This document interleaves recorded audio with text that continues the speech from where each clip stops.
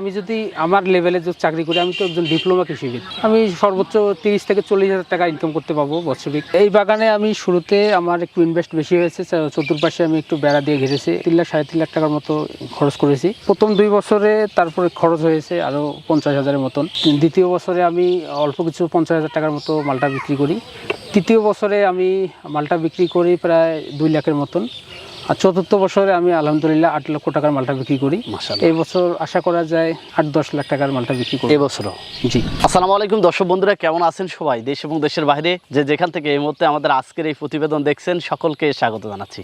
দর্শক, আশেপাশে ভরপুর ফল আপনারা দেখে অনেকেই হয়তো চিনে ফেলছেন যে কোন ফলের বাগান থেকে এখন কথা বলছি। আসলে এটি হচ্ছে আমাদের দেশীয় মালটা, বাড়ি মালটা 1। বিশাল বড় একটি বাগানে দাঁড়িয়ে আপনাদের সামনে কথা বলছি। যে জায়গাটিতে এসেছি এটি হচ্ছে আমাদের নীলফামারী সদর উপজেলার পঞ্চপুকুর এলাকায় একজন শিক্ষিত উদ্যোক্তা রাজু আহমেদ। তিনি ডিপ্লোমা কৃষিবিদ, পড়াশোনা কৃষিতেই করা। পরবর্তীতে কৃষির প্রতি ভালোবাসা নিয়ে অন্য পেশায় না গিয়ে বাণিজ্যিকভাবে বাড়ি মালটা 1-এর চাষ শুরু করেন।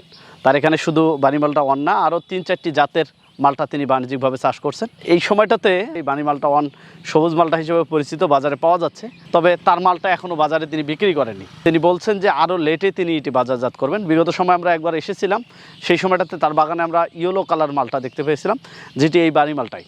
তো আরও কিছুদিন পর সেই সময়টা চলে আসবে। তিনি এই বাগানের পথ চলা শুরু করেছিলেন 2018 সালের দিকে। পর্যায়ক্রমে তার বাগানের পরিধি এখন প্রায় 1.5 করে, এবং তার বাগানের মালটা তার নিজস্ব কাস্টমারদের হাতে তিনি তুলে দিচ্ছে। আমরা সব মিলে আজকে তার সঙ্গে কথা বলবো, এই মালটা চাষ করে তার কতটা পরিবর্তন এসেছে, কতটা সফলতা পেয়েছে।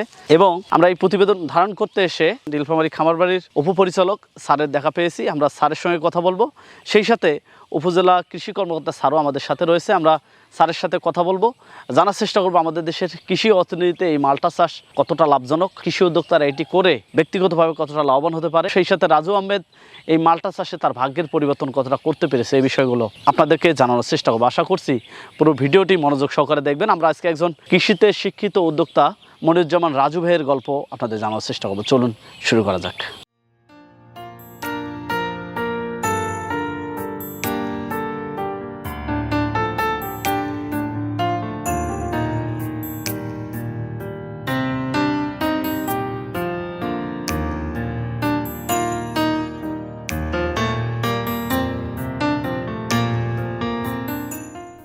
রাজু ভাই, আসসালামু আলাইকুম। ওয়ালাইকুম আসসালাম ভাই, কেমন আছেন? আলহামদুলিল্লাহ ভাই, ভালো আছেন? জি আলহামদুলিল্লাহ। 2 বছর পরে আপনার বাগানে আবার জি ভাই, মাশাআল্লাহ। প্রথম ফন্ডে তো প্রচুর ফল দেখতে পাচ্ছি, ভেতরে কি আরো ফল তো মনে হয় আরো বেশি আছে? মাশাআল্লাহ, আল্লাহর রহমতে। চলেন একটু ভেতরের দিকে যাব। প্রথম ফন্ডটা খুব সুন্দর করে সাজিয়েছেন। জি জি। এই পাটটা তো কি মালটা আছে? জি, এই পাশেও মালটা আছে, কমলা আছে। আর এই পাশটা? এই পাশটায় মালটা, কমলা, আমরা, তারপরে বিভিন্ন নারিকেল, খেজুর সবে আছে। আচ্ছা, পুরোটা ঘুরে দেখবো। ফল তো মাশাআল্লাহ খুব সুন্দর আছে। জি ভাই, দেখতে পাচ্ছি। জি ভাই। এটা তো এখন হয়তো হারভেস্ট উপযোগী হয়নি, তাই না? হারভেস্টের উপযোগী হয়েছে, কিন্তু সেপ্টেম্বরের শেষ থেকে শুরু করে অক্টোবর মাসে হারভেস্ট করলে মিষ্টতা ভালো পাওয়া যায়, রসের পরিমাণ ঠিক থাকে। গাছে পাতা নেই, শুধু ফল। মাশাআল্লাহ। জি জি, সব আল্লাহর নিয়ামত। আল্লাহর নিয়ামত। যেগুলো আমরা দেখতে পাচ্ছি, এটা কি বাড়ি মালটা পুরোটাই? না, এখানে 5টা জাতের মালটা আছে বর্তমানে। 5টা? জি। তার মধ্যে আমরা যে গাছগুলো এখন দেখতে পাচ্ছি, এগুলো? এটা হলো বাড়ি 1। বাগানের ভিতরে মাঝে মাঝে আম গাছও দেখা যাচ্ছে। জি, এটা হলো কাটিমোনা আর কি। যে সময়টাতে এসেছিলাম আমার মনে হয় যে ওই সময় আরো বেশি ফল ছিল। এবার ওয়েদারের কারণে কিছু মালটা ঝরে গেছে। এই গাছটা তো প্রচুর দেখতে পাচ্ছি। এই ফলটা কি নষ্ট হয়ে গেছে ভাই? এটা সমস্যা না, এটা নিজের কারণে, এটা নিজের দোষে হয়ে গেছে। আগাছা নিরাদনের জন্য যে স্প্রেটা করা হয়, ওইটা ছিটা ফোটা পড়ার কারণে এটা নষ্ট হয়ে গেছে। আচ্ছা আচ্ছা, তার মানে নিজেরাই নষ্ট করছি আমরা। স্প্রে করার সময় স্প্রেটা এখানে পড়ছে। রাজু ভাই, শুরুর দিকটা কেমন ছিল এবং কেন আসা হয়েছিল এই ফল চাষের দিকে? আমি ডিপ্লোমা কৃষিবিদ, ডিপ্লোমা শেষ করে বিভিন্ন জায়গায় চাকরির জন্য ঘুরছিলাম। ঘুরে একসময় মনে হলো যে না, চাকরি না করে নিজেই উদ্যোক্তা হই। তারপর দেশের বিভিন্ন প্রান্তে ঘুরে দেখলাম যে না, প্রজেক্ট করা খুবই লাভজনক। তারপরে আমার প্ল্যানিং আসলো যে মালটা বাগান করি। আমাদের নীলফামারী অঞ্চলে তেমন মালটা বাগান আগে ছিল না। আমি প্রথম সুন্দর একটা বাগান করি। আমি 2018 সালে বাগান শুরু করার পর শুরুর দিকে আমাকে অনেকেই পাগল বলতো বা অন্য কিছু বলে, রাস্তা দিয়ে যাওয়ার সময় গালাগালি করতো। ওসব তো অক্কা না করে আমি এগিয়ে গেছি। 2020 সালে যখন প্রথম ফল আসলো, তখন সবাইকে খাওয়াইলাম, এলাকার মানুষকে বা রাস্তার মানুষকে। সবাই খেয়ে তো তখন সবাই কথা ফিরিয়ে নিল আর কি, যে আমরা আগে তো না বুঝি পাগল টাগল বলতাম। আসলেই তো দেশের মাটিতে অনেক সুন্দর মালটা হচ্ছে, অনেক মিষ্টি।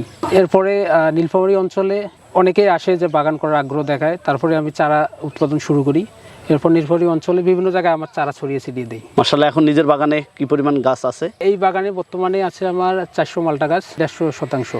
আরেক বাগান আছে একটা ছোট বাগান, এভাবে আর কি ছড়িয়ে ছিটিয়ে এখন বর্তমানে 15 একরের মতো বাগান করেছি আমি। শুরুতে এখানে আমি 300 গাছ রোপণ করছিলাম, তারপরে এখানে 100 চারা নতুন নতুন জাতের। এর পাশাপাশি এখানে কমলার গাছ আছে। এই গাছগুলোর বয়স কত বছর করে হয়েছে?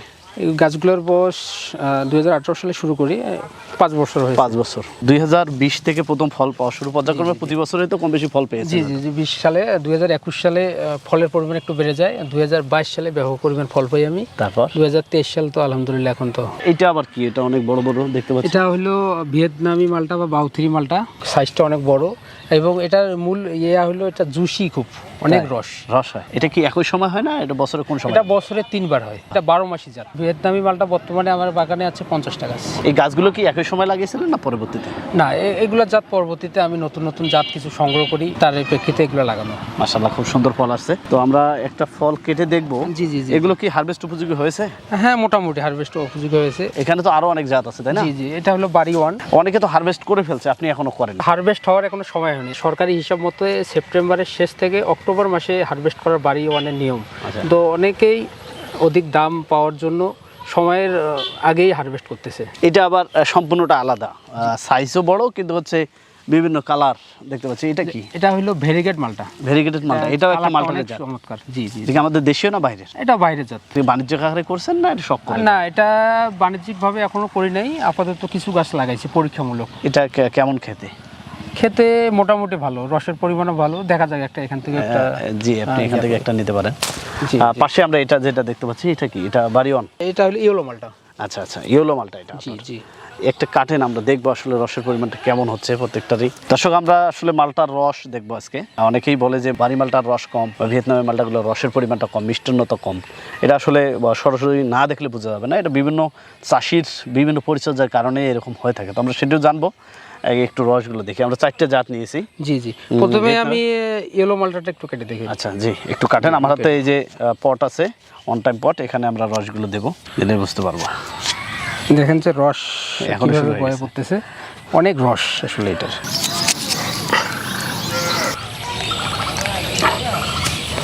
প্রচুর রস। রস তো মাশাআল্লাহ ভালোই দেখা যাচ্ছে। জি জি জি। এটা তো আমরা খেতেও পারবো হয়তো, তাই না? হ্যাঁ হ্যাঁ, খাওয়ার উপযোগী হয়েছে। দর্শক একটু খাই, আপনিও খাবেন। বিসমিল্লাহ। মাশাআল্লাহ, মিষ্টতা ভালো, রসের পরিমাণও ভালো। ইয়েলো মালটাটা মূলত নভেম্বর থেকে ডিসেম্বর মাসে পরিপক্ক হয়। তো আমরা আর একটা কাটি। এখন যে মালটাটা কাটতেছি এটা হলো ভেরিগেট মালটা। এটা দেশের একটা সম্ভাবনাময় জাত। এটার রসের পরিমাণ অনেক বেশি। দেখেন কাটতেছে। এটা কি এখন চাষ হচ্ছে? অনেকে করে হয়তো।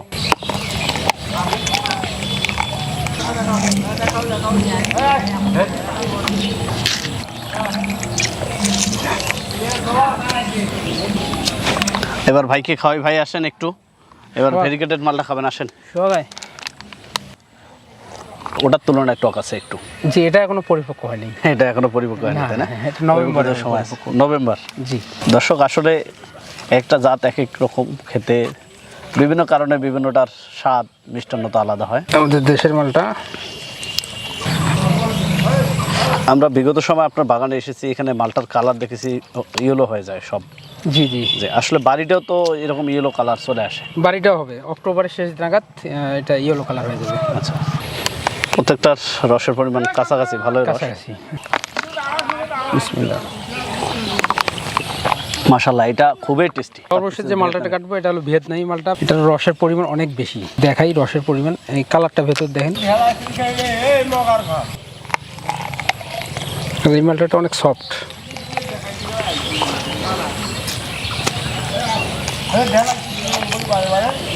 একটা মালটা কেটে এতগুলো রস হয়েছিল, এবার অর্ধেক কাটছি, তাতেই সেম পরিমাণ রস হয়ে অনেক গেছে। রস, অনেক রস। সাইজটাও বড়, রসটাও বড়, অনেক বেশি। মাশাআল্লাহ। সব থেকে বেশি রস হয়েছে ভিয়েতনামি মালটাটার। মাশাআল্লাহ, এটারও স্বাদ অসাধারণ। এগুলো তো হারভেস্ট উপযোগী হয়ে গেছে, জি, যেটা আমরা বাড়ি এবং হচ্ছে ভিয়েতনামি। বাড়ি 1 এবং ভিয়েতনামি মালটা হারভেস্ট উপযোগী হয়ে গেছে। রাজু ভাই, দীর্ঘ 18 থেকে 23 প্রায় 5 বছর যাবত এই চাষের সাথে জড়িত, বেশ অভিজ্ঞতাও হয়তো হয়েছে, নানান প্রতিবন্ধকতাও সম্মুখীন হতে হয়েছে। আসলে এই চাষে কি কি বাধার সম্মুখীন হলেন এবং প্রতিবন্ধকতা কি রয়েছে? আসলে এই চাষে তেমন বাধার সম্মুখীন না বললেই চলে। এই চাষের পরিচর্যা অনেক সহজ।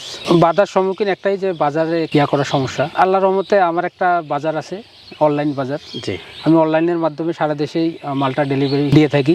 এই কারণে আমার বাজার নিয়ে কোনো সমস্যা হয় না, কিন্তু অন্য অন্য বাগানীদের এই বাজারটা নিয়ে অনেক সমস্যা হয়ে যাচ্ছে। আপনি বলছেন পরিচর্যাটা খুবই সহজ, একটু যদি বলেন আসলে এর যখন আপনি চাষ শুরু করেছিলেন সেই সময়টাতে কি কি পরিচর্যা করতে হয়েছে এবং পরবর্তী এত বড় গাছ হলো সেটার বাৎসরিক পরিচর্যাগুলো কি থাকে? আসলে এখানকার পরিচর্যা বলতে একটাই পরিচর্যা হলো গাছের গোড় নিড়ানি দেওয়া, খরা মৌসুমে সেচ প্রদান করা, আর বছরে আপনার 2 থেকে 3 বার সার দেওয়া। এটাই পরিচর্যা। এটার রোগ বালাই তেমন নাই বললে চলে। একটা রোগ আছে, সেটা হলো গ্রিনিং রোগ, আর একটা রোগ আছে ডাল শুকানো রোগ। এই দুইটা রোগের আক্রমণ বেশি। তাছাড়া মোটামুটি অনেক সহজ অন্য অন্য চাষাবাদের থেকে। জৈব সার বেশি ব্যবহার করে থাকি, হাড়ের গুঁড়া, তারপর কেঁচো কম্পোস্ট। এর পাশাপাশি আমি ব্যবহার করি মিষ্টতা আনার জন্য পটাশ ডলোচনটা ইউজ করে থাকি। অনেক চাষিরা আমাদেরকে মতামত দিয়েছে যে আসলে ফল ধরে রাখতে পারে না, কিন্তু আপনি আপনার বাগানে ফল থাকে, ইয়েলো কালার চলে আসে, সেই সময়টাতে আপনি বিক্রি করেন, কিন্তু অনেকে পারতেছে না, আপনি পারতেছেন, কেন এমনটা হয়?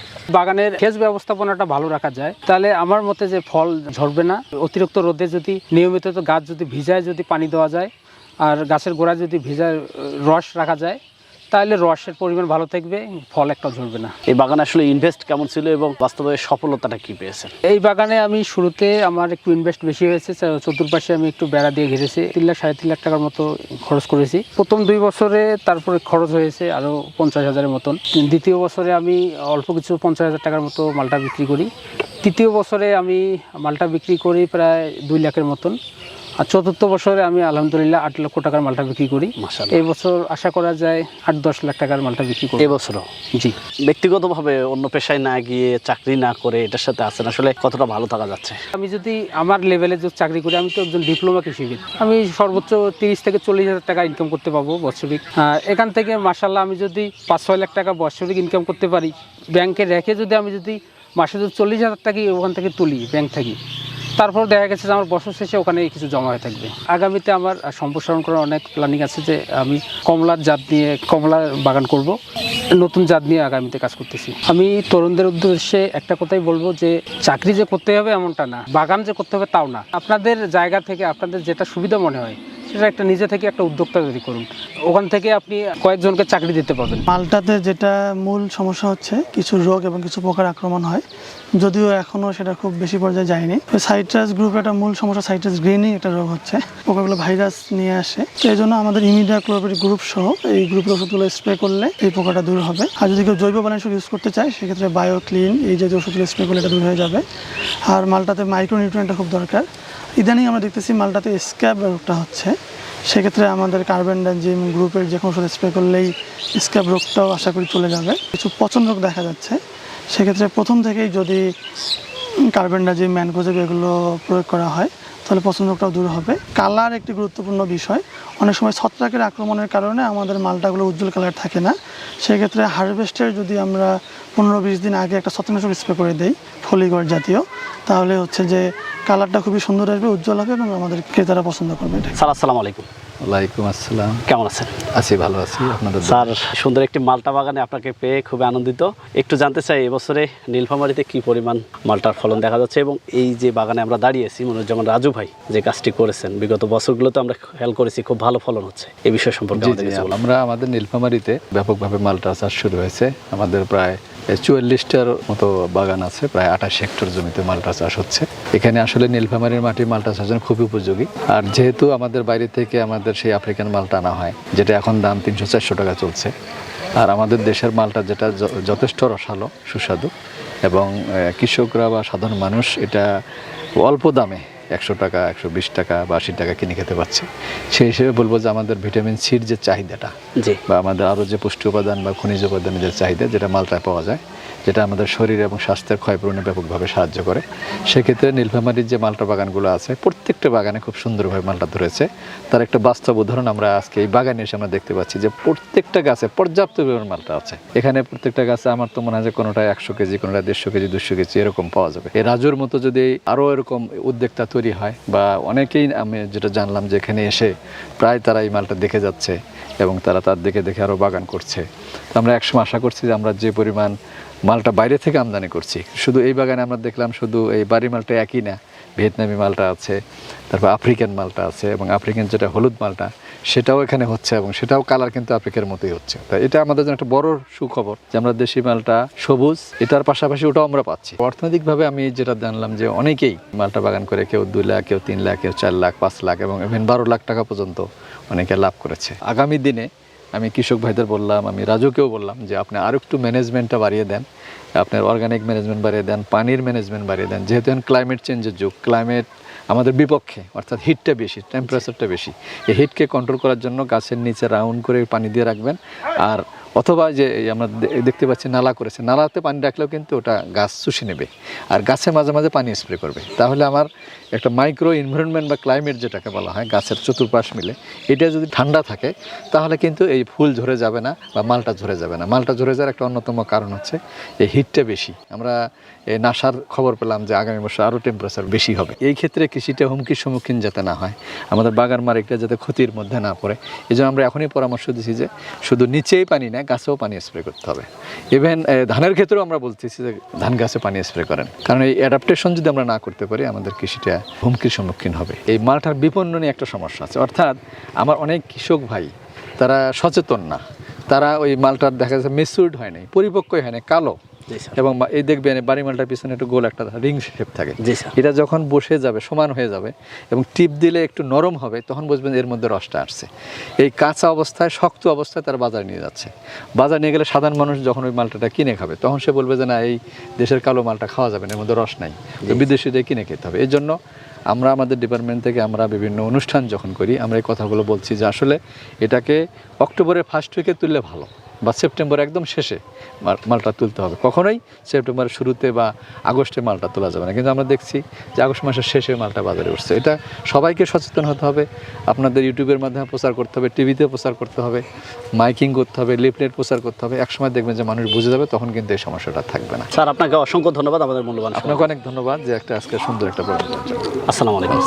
দর্শক, এই ফলটি হচ্ছে আমাদের বাড়ি মালটা ওয়ান, প্রচুর পরিমাণে ফল হয়েছে যেমন রাজু ভাইয়ের বাগানে।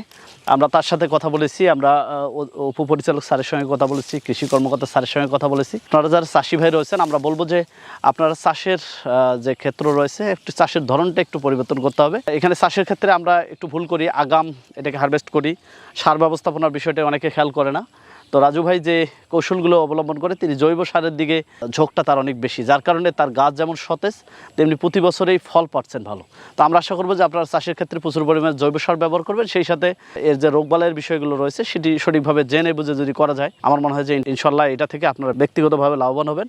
আর এটা সম্পর্কে আমাদের যে বিরূপ ধারণা রয়েছে যে এটা আসলে রসের পরিমাণটা খুব কম হবে, শুকনো হয়, এরকমটা আসলে কিছু না।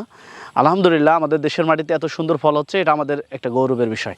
তো আমি আশা করবো যারা চাষি ভাই রয়েছে, সঠিক ব্যবস্থাপনায় চাষ করলে এটি আপনাদের জন্য লাভজনক একটি সেক্টর হয়ে দাঁড়াবে। দর্শক, এই ছিল মনিরুজ্জামান রাজু ভাইয়ের অর্গানিক গার্ডেনের মালটা চাষ নিয়ে আমাদের আজকের এই প্রতিবেদন। আপনাদের আশেপাশের সফলতার গল্পগুলো আমাদের জানিয়ে দিন। আমাদের সাফল্য কথা টিম চলে যাবো আপনাদের কাছে। ধন্যবাদ সবাইকে।